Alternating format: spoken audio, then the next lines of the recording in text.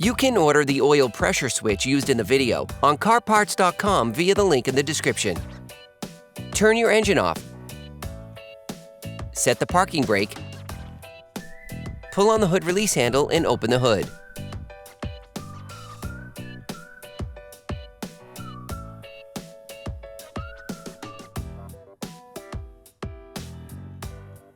This will allow you to see the location of the oil pressure switch at the center of the engine compartment, behind the engine, above the oil filter.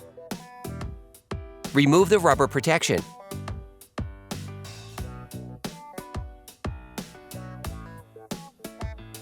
Disconnect the oil pressure switch.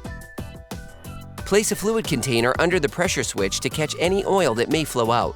Then, using a ratchet and a 24mm socket, unscrew the oil pressure switch. Remove the pressure switch.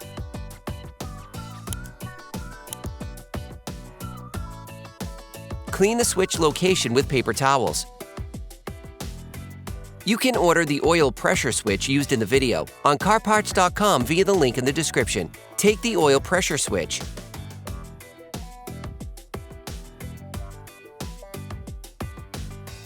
Then screw it back on, initially by hand. Finish off tightening with a ratchet.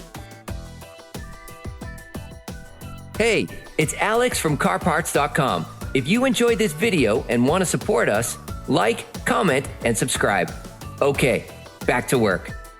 Reconnect the oil pressure switch. Put the rubber protection back on. Operation complete.